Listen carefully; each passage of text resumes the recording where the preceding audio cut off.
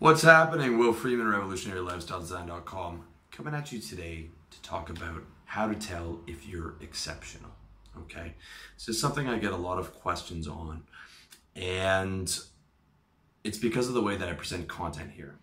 So the way that I define exceptional is the top 0.01%. Okay, meaning that your skill set in that particular area is very rare, very rare. My site is geared towards getting you or talking to guys who are in the top 1%, which is hard enough already, okay? Top 1% is hard enough already. 99% of people are not gonna start a business, okay? So I'm not even talking to them. Just to get, when I advocate the service-based business and to make six figures, that's top 1%, all right? And that's hard enough as it is. And I'm trying to give you realistic expectations and real world metrics as opposed to the mainstream personal development where it's you can be anything, you know, everyone can be a billionaire type of thing. It is hard enough just to be top 1%. It's hard enough just to get a business going that makes, you know, six figures in profit for you, all right, or the developing world equivalent, okay? And that's why the majority of my content is structured in the way that it is. However, I always make sure to give the caveat that there are some of you that are top 0.01%, okay? And what I want to do in this video, in this audio, is to give you metrics to show you, okay, well, you think you can do better than the six-figure service business, or even top 1% is still like a service-based business that does like 200, 250 grand a year, maybe 300 grand a year in the West, or 150 grand in Thailand, okay? But you want to be the guy who's making 2 million a year, or you want to sell a tech startup for 10, 20, 30, 40, 100 million dollars. How do you define whether you're that type of guy? That's what I want to give to you in this video, okay? Because I'm trying to get you to 1%, which is happy in your life, six figures, you got a winner circle of friends, you can get 10, 20, 30 girls a year, you've got 50 pounds of lean muscle, or you're working on it. That's top 1% in those areas, okay? The top 0.01% is a totally different ballgame. And applied to business, it's like 2 million, 10 million, you know, 20, 30 million dollars, okay? And I'm not top 0.01% in business, okay? At least in the vast majority of businesses, because that's why I encourage the service business, all right? Because it is the highest probability of success. To build a tech startup that you sell for $30 million is like playing a video game on the insane level of difficulty, all right? Whereas the service-based business is playing it on easy mode. And even though it's on easy mode, it's still very, you know, it's still hard. It still takes years of work to get it there, okay? And that's very important to understand. So I know this from experience. I had a tech startup. It was a flop. However, we almost got bought out. We had a verbal agreement by a Canadian media company. Our business advisor said it's probably going to be $2 to $3 million. They're going to buy it out. They're going to take Darren, our developer. He's going to work for them for the next 3 years. They're going to bring us on board, put us in the golden handcuffs for 1 year. So me and Zach would have to work. We'd get paid like, you know, 70 to 100 grand. We'd have to work with the transition team, and then we'd be free and I could go to Thailand. And after taxes, I'd be looking at maybe 500 grand plus my salary for that 1 year, which would be another 60 or so grand after taxes. And then I was going to take that and head off to Thailand. So I was actually postponing my move to Thailand a year later because they'd given us the verbal go ahead on this, but they went and crunched the numbers or whatever. They didn't even give us full insight into the process, said they're not going to buy it. All right. And what happened was Darren, our developer, went MIA after that. He was exceptionally smart, okay, rockstar IQ, rockstar programmer, but exceptionally lazy and unaccountable. He wouldn't come in for 3 days. I would sit next to him. He would do 2 or 3 hours of work, but we couldn't do anything. I couldn't be hard on him because we had no leverage over the guy. He was made partner before I came in, so he had ownership of the company, and no one else could do what he did, okay? So we had to just gently guide him the whole way through, even though I wanted to kill this fucking kid, okay? And so what happened was we were paying him a living wage, and the second he went MIA a few other times, we had to coax him back into it, and he would come back when he spent all the money, right? We paid him on Fridays, and he wouldn't come in from Monday to Wednesday, and then would come in, you know, Thursday, Friday to get paid. And then he'd say he wouldn't do it again. Anyways, just an absolute fucking human garbage, okay? I hate that fucking kid. But he was so fucking smart, and no one else could do what he did. We had to treat him with those kid gloves because we had no leverage on him. So he eventually came back, and when I sold us into the position of getting this big buyout, we were struggling until then. And we thought, this is it, our hopes and dreams. Okay, 3 million, whatever. It's not gonna be 50 million, 3 million, that's fucking fine. I'm off to Thailand with 500-600 grand. Darren comes back, he's working full time. When he hears that we don't get bought out, he's gone that fucking day. And we're left with this code, which is a mess. No one can make sense of what he did, because you can't just hire a programmer and have them be on Darren's level, because the kid was a rock star. And basically what he did was he went and took a job making 70 grand, okay? This kid had $1 billion brain. He was exceptional. He was a top 0.1%, the kind of guy who should be making $10 million. All he had to do was just try again with another business, or maybe one more after that. And within 3 years, the kid would have been easily a millionaire. He went off and took a $70,000 fucking job, which was less than what I was making in sales. And this kid had the $1 billion brain, okay? Because he was exceptional in his intelligence, but his work ethic was well below exceptional. It was horrendous. Accountability, horrendous. And integrity, character, absolutely fucking horrendous. And there's no way that kid should have been working a job and making 70 grand, but that's what he chose, okay? And tech startup is very fucking hard to do. There was no one in my incubator, and yes, I was in an incubator, who got bought out, except for one company in the couple years that we were there, and the 2 or 3 years before when the incubator was starting.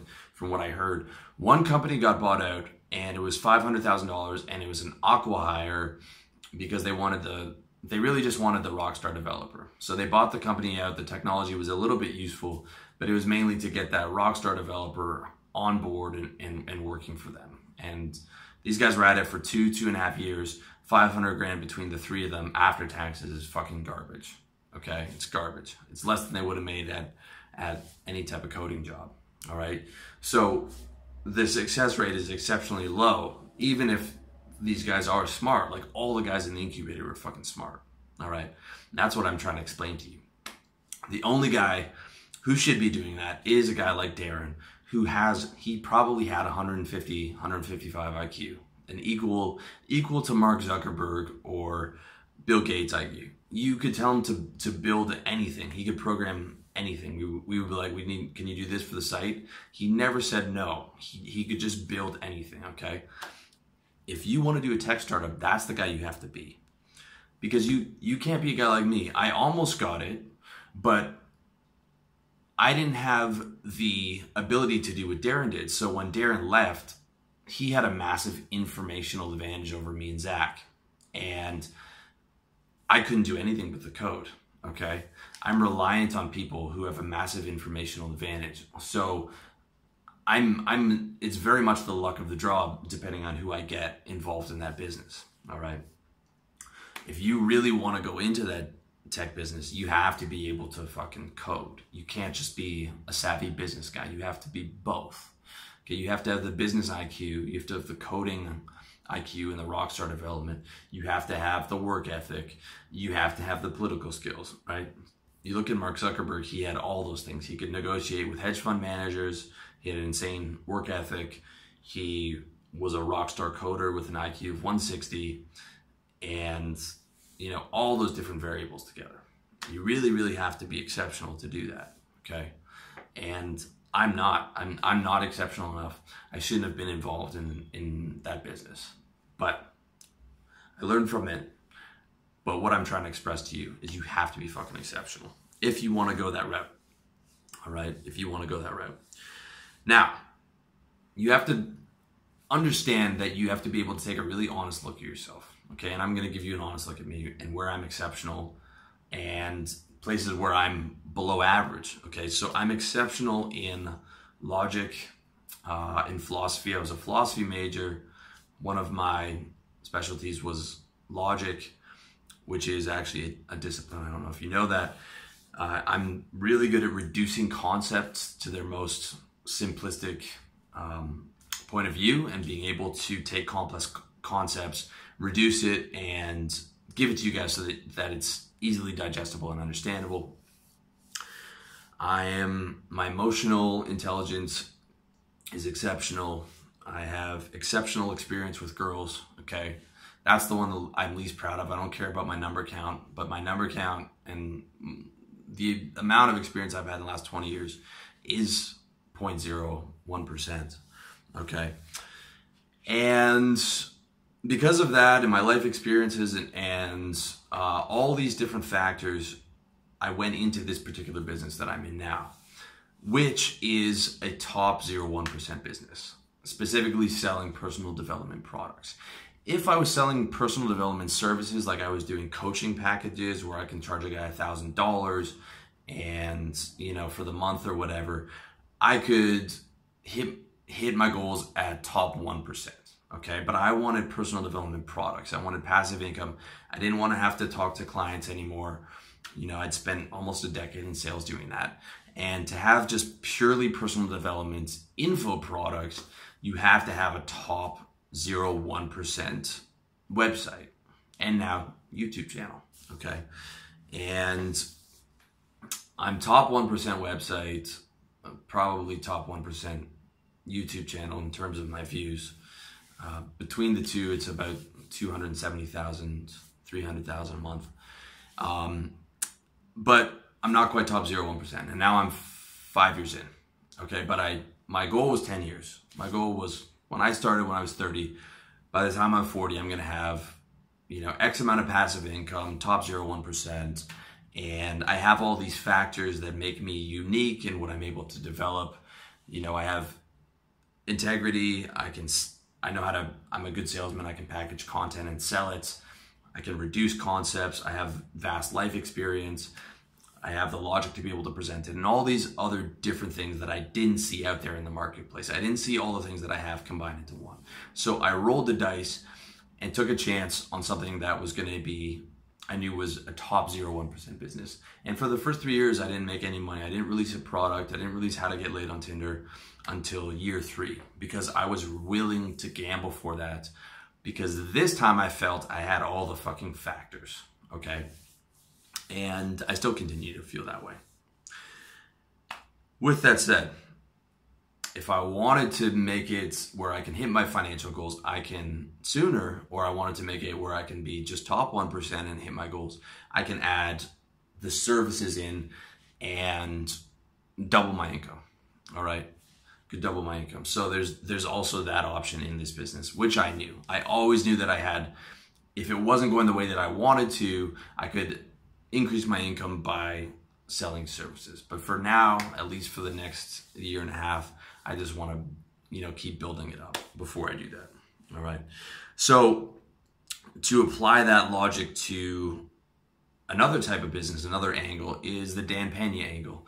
Dan Pandey, if you're not familiar, is in his 80s. He has been a peak performance coach, or whatever you want to call it, for the last 30 years. And he's a guy who made like $100 million in the oil business. He's actually made that money. You can verify it. And he's had a number of other successful businesses.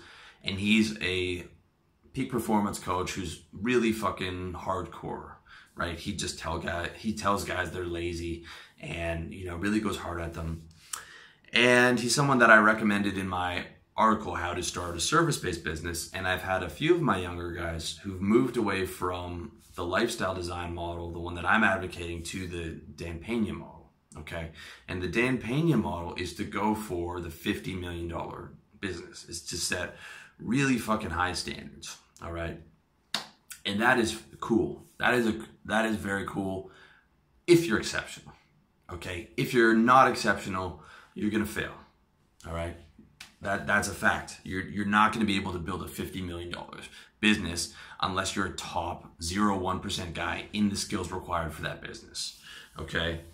And basically, his method, if you've read his book, How to Make Your First $100 Million, it's a good book.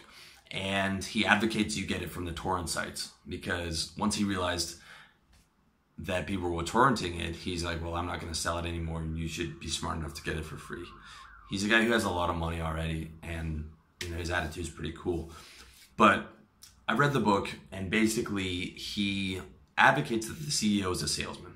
Okay, so you start a company, and your job is to develop relationships with bankers, and you develop the relationships with bankers to go out and get a ton of money. So you sell your company, you sell the banker that you're going to be able to repay that debt, and you take on and get as much as you can. So the CEO is not the day-to-day manager. He is a salesman.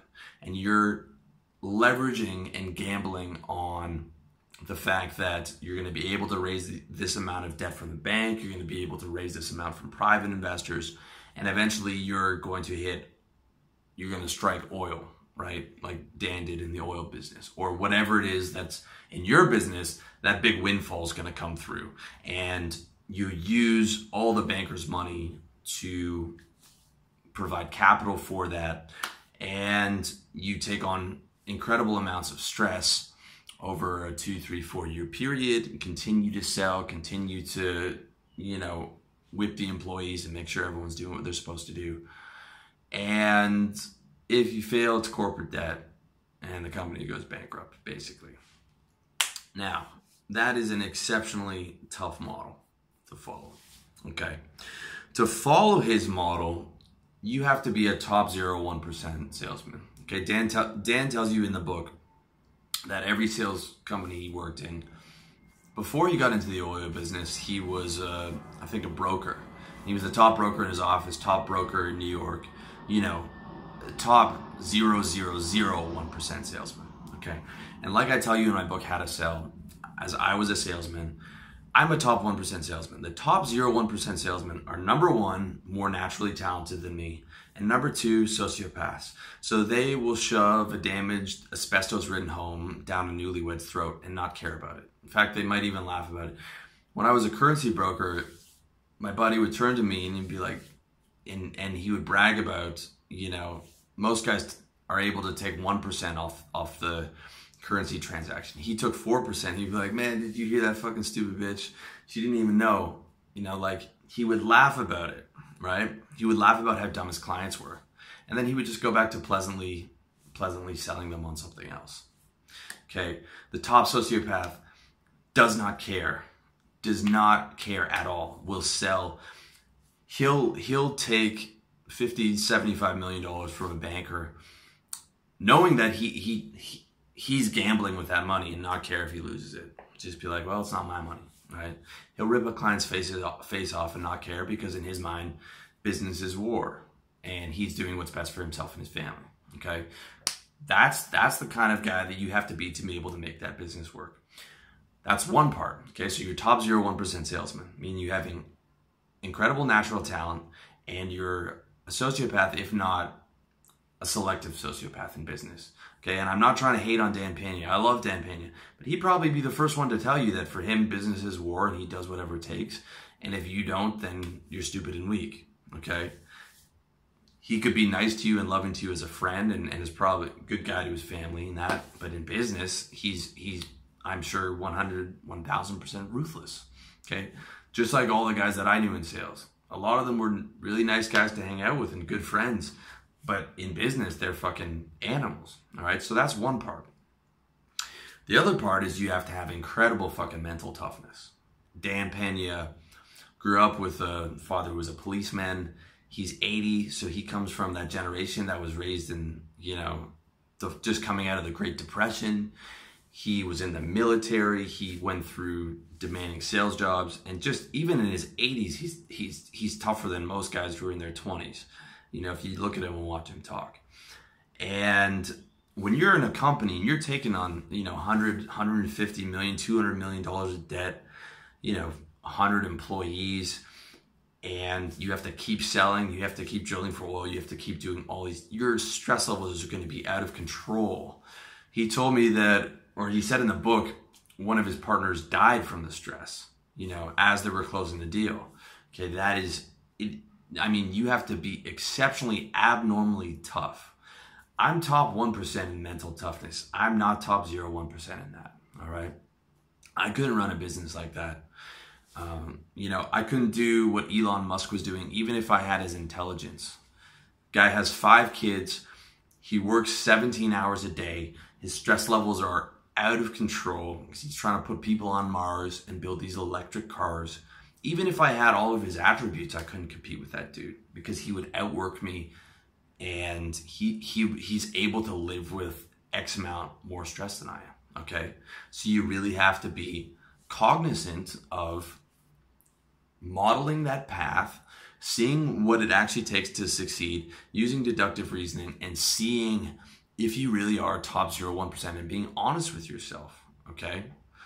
I know I'm not top 0.1% in mental toughness, sales ability, coding, work ethic.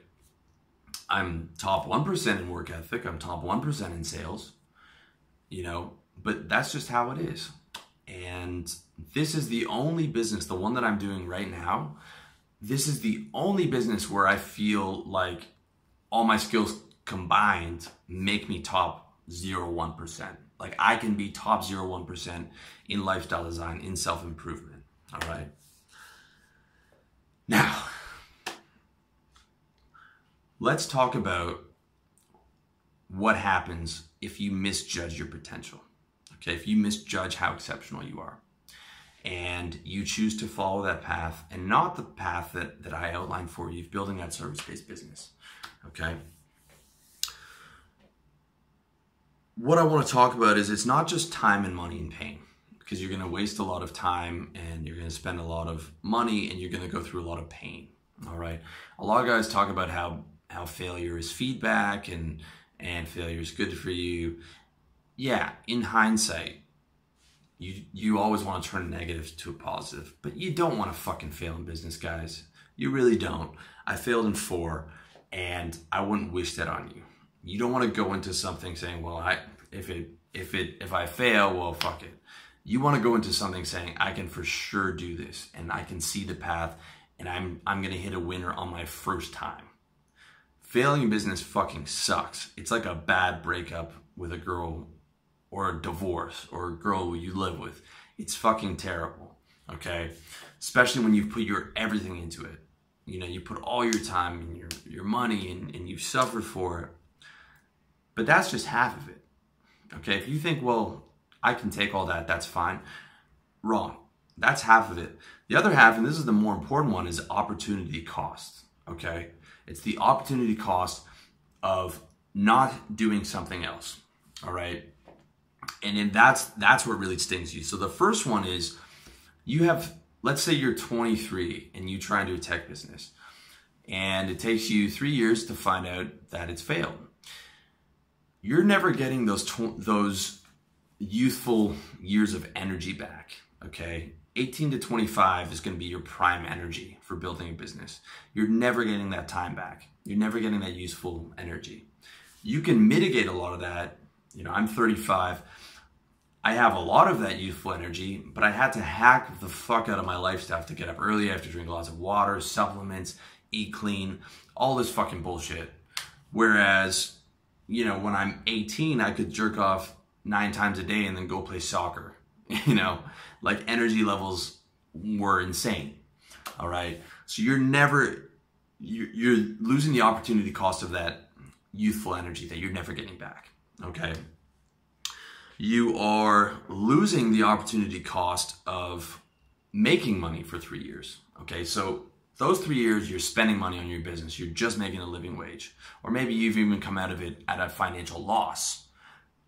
that's bad enough. But the real thing is the opportunity cost of, you could have been making money for that 3 years in a service-based business, reinvesting that money back into the business at compound interest at 1,000% margins, okay?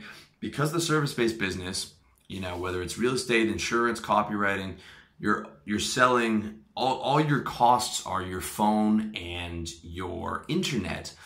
You can get literally 1,000% margins, right? For the tiny amount that you invest, you can get 1,000% return on that, okay?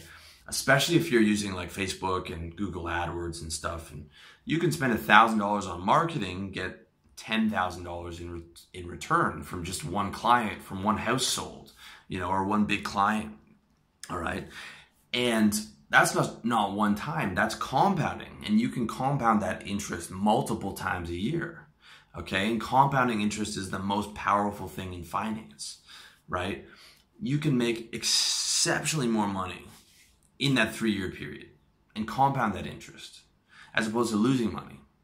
So you're losing out on the opportunity cost of making money, compounding it, reinvesting in your business at up to 1,000% margins. That's a massive loss, okay? Not only that, but you are losing the potential clients that could be paying you money 10 years from now, okay? So in that 3 years where you were losing money trying to start that tech business, you could have spent that 3 years building on clients who are going to pay you 10 years in the future, right? You could have had copywriting clients who are going to be paying you for the next decade, all right? So you're losing that.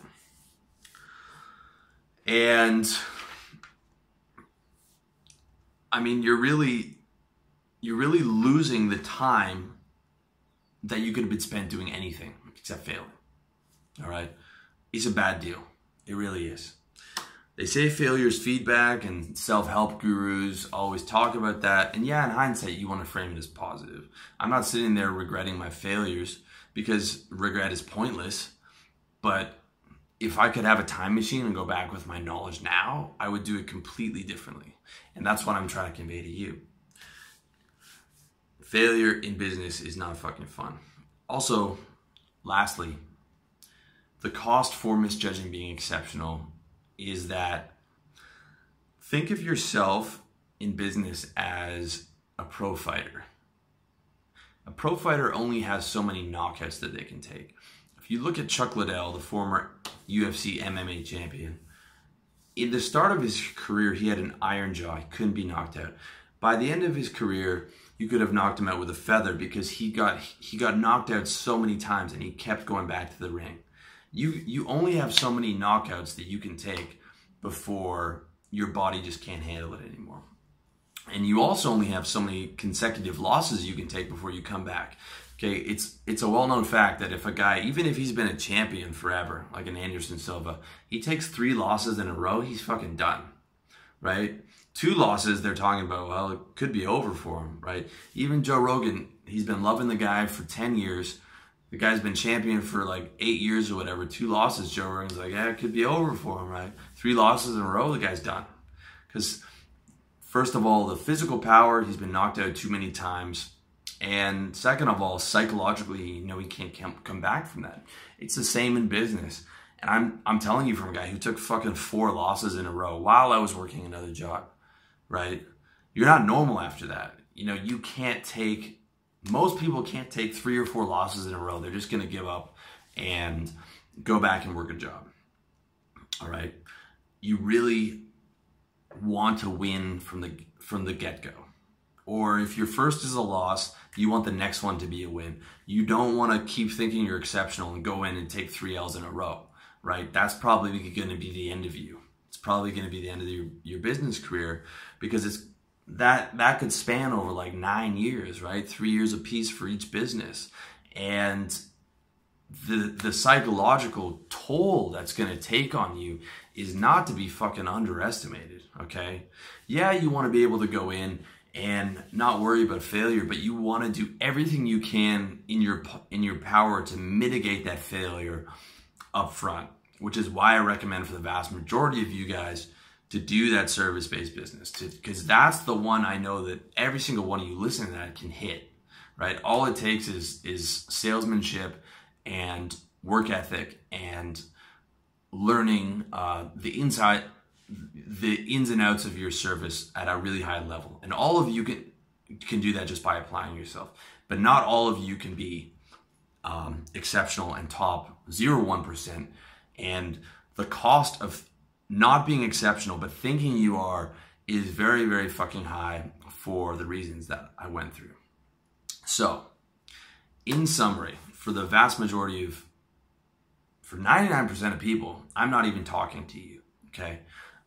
Because they can't survive in business. They need someone they need to work for someone, period. Because it's just going to be too hard. For 1% of you, which is the guys that I'm talking to now, the service-based business is my best bet for what you should do. And every single one of you who's hungry for more and who aspires for higher can do that. And then for a small fraction of you, the guys with the high IQ or the exceptional salesmanship or the exceptional, basketball talent from the age of 15, whatever it is, when you have that objective external measurement, okay, not just that you feel you're special, but you actually take the IQ test and it's 160, or you actually are 15 years old and you're breaking all the records in your state in basketball. If that applies to you, then yes, then I would recommend, or at least allow for the possibility that you go for that brass ring, that $10 million or that $20 million or whatever it is for you, okay? Just do not misjudge that. Do not make the mistakes that I made where I thought I was exceptional because I felt it, but in reality, I really wasn't, okay? It's very important because it really will fucking cost you. So that's it. If it's still not clear, let me know in the comments section. Let me know if you have any questions or anything else that you need from me. As well, check me out over at revolutionarylifestyledesign.com. Check out my books at the same site, iTunes, SoundCloud, Facebook. Check me out everywhere. Thanks so much for watching, listening, and I wish you all the best in your personal development journey.